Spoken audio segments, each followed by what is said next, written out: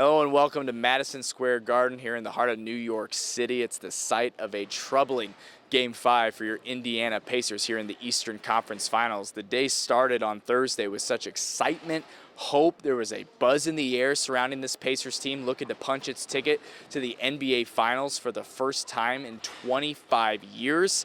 And they can still do that in this series, and they still control this series, but those feelings dissipated once Game 5 began. The New York Knicks controlling this game from start to finish, really dominating the Pacers in every facet of this game. 111-94, your final here from Madison Square Garden, a 17-point defeat. The Knicks were up by as many as 22 in this basketball game, and now this series heads back to Gainbridge Fieldhouse for Game 6. But what went wrong in this game? Spoiler alert, it was a lot. Again, the Knicks really controlling this one from the word go, and it was ugly, disjointed, lethargic.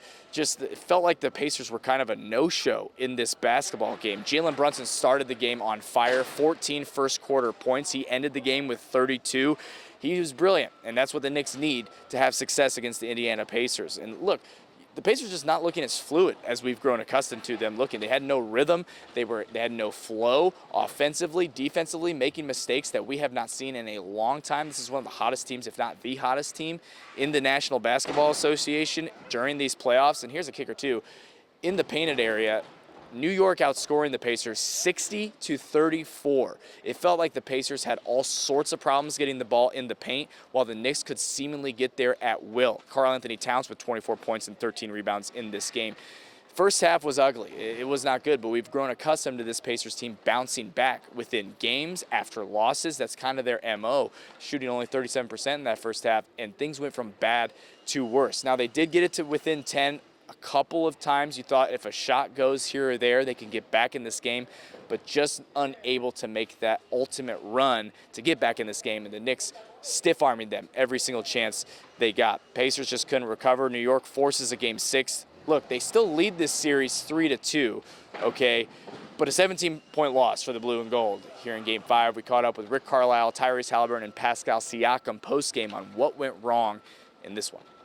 Well, we obviously didn't play with the level of force that we needed to. We lost the rebound battle. We lost the turnover battle. We didn't shoot well. They had a lot to do with it, so give them credit. And we're going to have to play much better. Rick, you're starting five. A lot of guys struggled in that group. What did you see that went so poorly for them as a unit? Did the Knicks change something that led to some of those struggles? Yeah, well, to start the game, we just didn't have the right level of force, the right level of attitude necessary, in this environment. And so, it was a bad start. We never had a lead in the game. And so, there were a multitude of things that were going wrong. And there were stretches during the game where we got a little bit of traction, but never enough.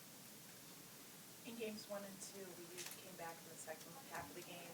Was there anything different this time, or just like that halftime talk? Well, those games are ancient history now, and everything gets more intense as a series continues to evolve, and it's great competition, but we weren't at the level compete-wise that we needed to be. I know that he's not necessarily a high-volume shooter, but Tyrese only 7 shots tonight. Do you need him to be looking to shoot more? Yeah, as a team, we have to be aggressive, and we have to have a level of balance. I mean, I'll look at it. There's more things I'm going to have to do to help him, and so I'll take responsibility for that, and we'll see where we can improve. You spoke about level of force, obviously 60-34 in the paint's got to be a number that stands out to you guys. On the flip side of the offensive issue, where did you kind of struggle keeping the ball away from the rim, especially when it came with Towns and Brunson?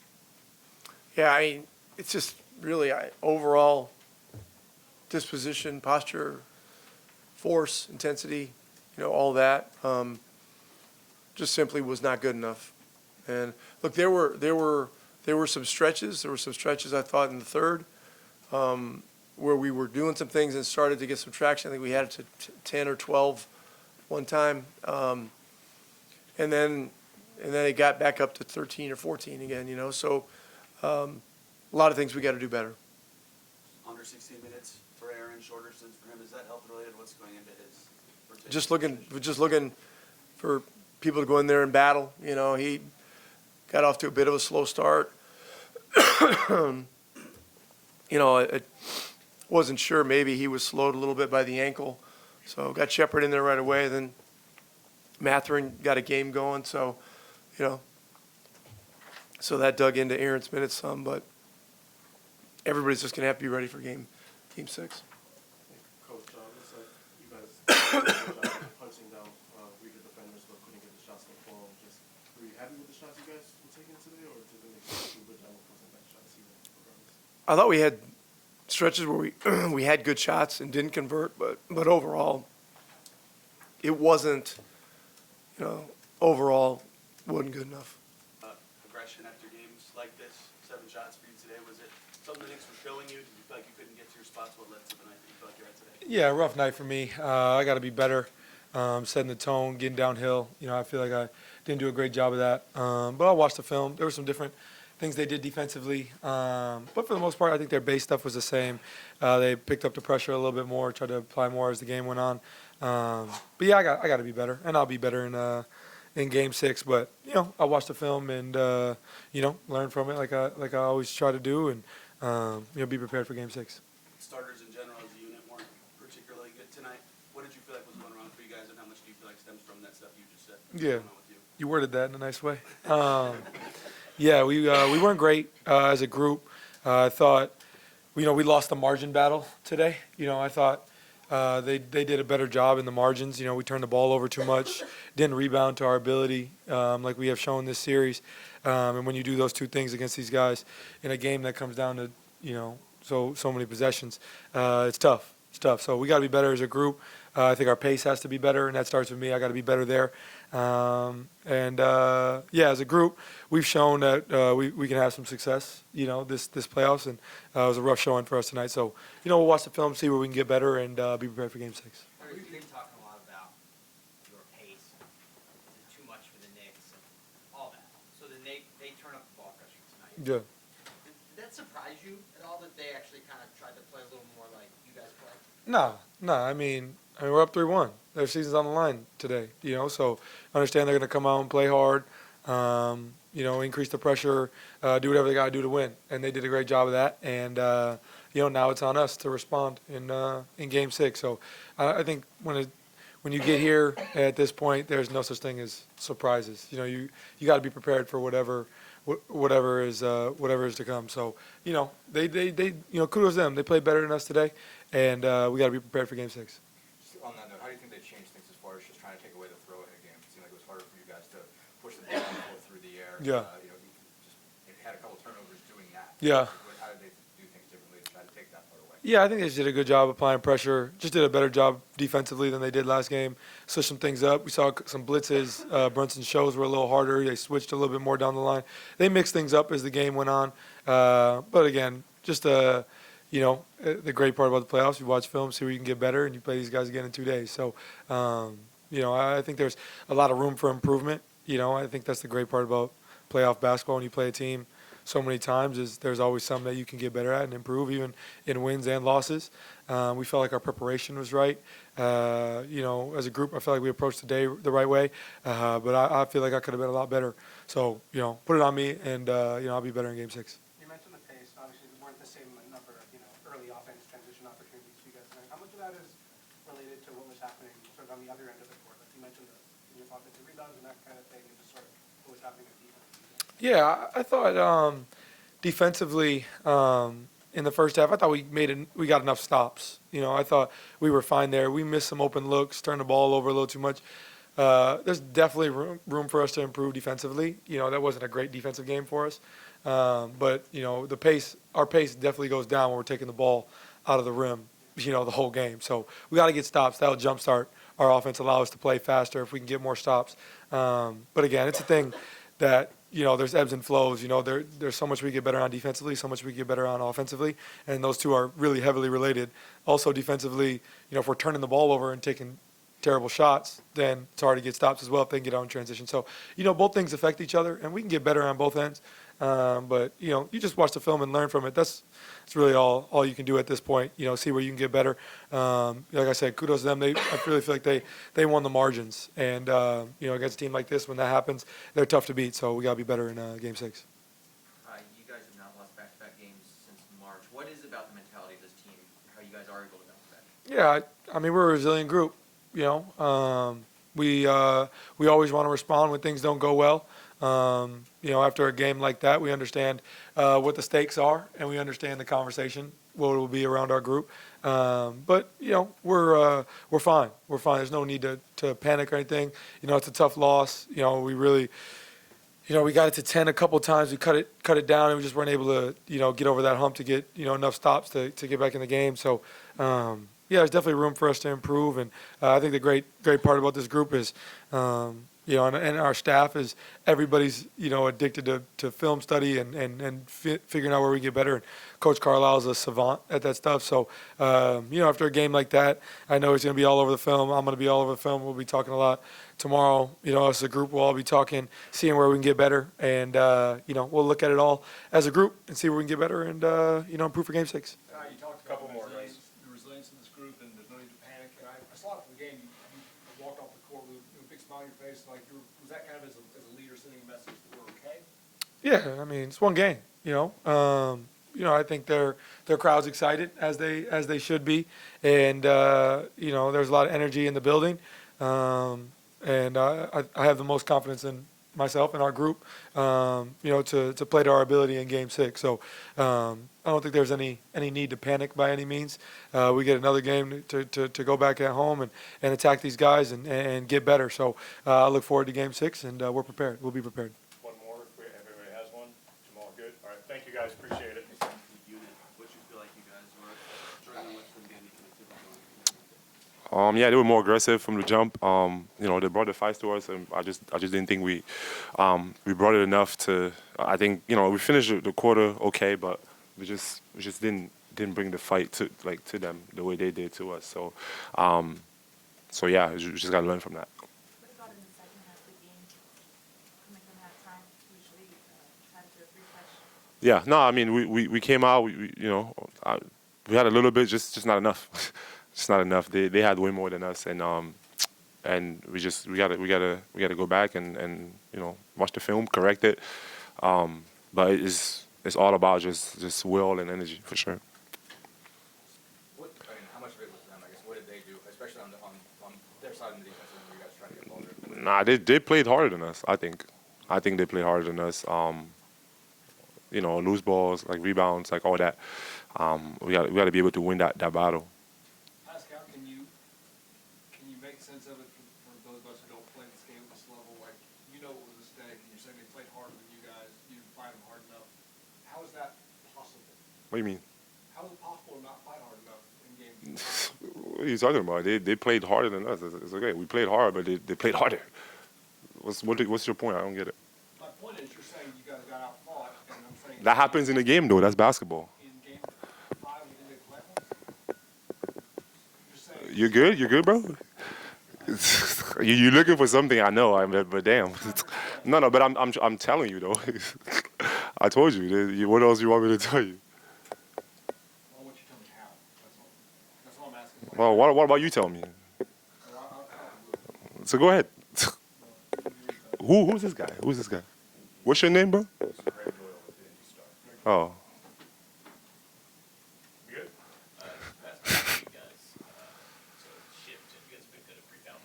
Yeah.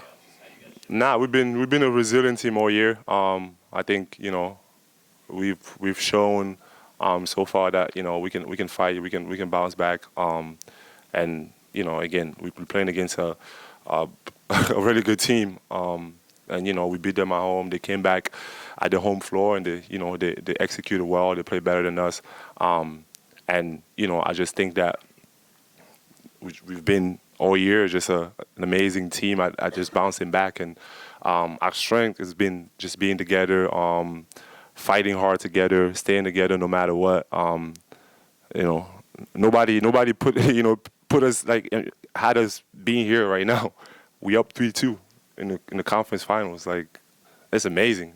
And I'm so proud of my team. Just how hard we've been playing all season, and we've had a lot of low points in our season, but just to see the connectivity and when things was going bad, like, all of us always got together. We fought hard, and that's why I'm proud of this team. And you're gonna have bad games. You're gonna have games where this is the NBA. This is the NBA. And there's going to be times where a team is going to play hard, like they're going to beat you, and that happens. It's fine. And I think that our team has just been so excellent. I just bounced it back, and I'm proud of every single guy on our team. And we fought tonight, and they were the better team, which happens in a basketball game, by the way. And so it's just all about us, man. And it's always been us against the world, and I don't expect it to change. And it's something that I always told my teammates, like, yeah, like we here, and nobody wants us here, but we here. And we broke any barrier that was there, we broke that, and we got here. And we up 3-2 in the series, and we have an opportunity to go back home, and show what we're made of. And I have no doubt in my teammates, and I have so much faith in them, and I know that we're gonna give everything we got. And yeah, so. You guys have a good night. You have a good night too, bro. We heard Pascal Siakam say it. The Knicks just played harder than the Pacers, and that's not something we've grown accustomed to with this team. They are physical, but they were out-physicaled in this Game 5. Siakam just 5 of 13 from the field. Benedict Mathurin, bright spot, back-to-back really nice games out of him. He led the Pacers with 23 points. Tyrese Halliburton, though, 7 shots in this basketball game for just 8 points. The aggression we saw with that magnificent, brilliant triple-double in Game 4 at Gainbridge Fieldhouse, that version of Tyrese Halliburton was nowhere to be seen. Mikal Bridges, you got to give him credit on the Knicks. He was face-guarding Tyrese Halliburton, making everything super difficult for him. It's worth monitoring Aaron Nesmith as well. We know he's not 100%, but he was non-existent in this game. He only played 16 minutes. Not what you want to see. I already mentioned off the top, the paint numbers just bad for the Pacers, 60-34 in favor of the Knicks. And I'll leave you with this, 20 turnovers for the blue and gold in this game. When I tell you everything went wrong, everything went wrong. We're going to have much more insight for you with Locked On Pacers Tony East coming up for you after the break. But all you need to know, it's a 17-point loss for the Pacers here in Game 5. The Knicks, with their backs against the wall, force a Game 6. That'll be at Gainbridge Fieldhouse on Saturday night. Pacers still 1 win away from getting to the finals for the first time since 2000. I have faith that they won't lose one of the next 2, but a lot more questions than answers after that Game 5. This team has bounced back before. We sure hope they do it again. Tony East of Locked On Pacers coming up for you after the break. Welcome back to Madison Square Garden here in New York City. The Pacers again losing this thing 111-94 in Game 5. The Knicks force a Game 6 back at Gainbridge Fieldhouse. Joining me from Locked On Pacers, Tony East. Tony, nothing going the Pacers' way in this one. The Knicks leading this thing wire to wire, and it never really felt like the Pacers were getting back in this game. They certainly got it within 10 a couple times, but the Knicks responded every step of the way. Your takeaways from probably the poorest we've seen the Pacers look in quite some time. Yeah, their starting 5 was really, really rough in this one, and I think they all knew it because they were totally accepting of questions about it. No pushback at all. Post-game, Tyrese Halliburton, after his best game ever, takes 7 shots today. Siakam was 5 for 13. Andrew Nembhard struggling again. Miles Turner struggling again. I mean, I don't need to run through everybody. Aaron Nesmith clearly still dealing with. Only 16 minutes out of Nesmith. Yes, his ankle injury still limiting him in some way. I think that's tough. All those guys have had moments in this playoffs or this series. If they're not getting that unit being a good unit, they're really just starting on the back foot. And to compound that, Jalen Brunson was brilliant to start this game. They started down. They take the first time out down 9-3 like that. They couldn't score or stop him. I believe after 3 quarters, Brunson had more points than the entire Pacers starting 5 combined. I mean, they just didn't have it from that group, and your bench can only do so much, even with more depth, to keep up, and they did not today. We knew that the Pacers would maybe come back down to earth. They've been shooting, what out of the basketball. There's no question about it. Just 37% in that first half, and things went from bad to worse. And I'm not really sure what to focus on, Tony. I mean, you mentioned Tyrese Halliburton, just 7 shots, 8 points for him. Siakam didn't have his best game. 60 to 34 in the painted area. That cannot happen. 20 turnovers out of this Pacers team. Was there anything that you cling to that maybe caused this, or was it just everything? It just felt like nothing went the Pacers' way. You know, Brunson with 32, Karl Anthony Towns 24 and 13. I mean, it was just a recipe for success for the Knicks. Yeah, once they got Halliburton not out of his usual game, he couldn't quite get the paint. They were doing better with him off ball. Just the way this team is so connected, you break off one part of that connection and it really kind of affects everybody, right? Everybody's shots are not as good as they are on a typical night when Tyrese Halliburton is not having as much success as normal getting to the paint.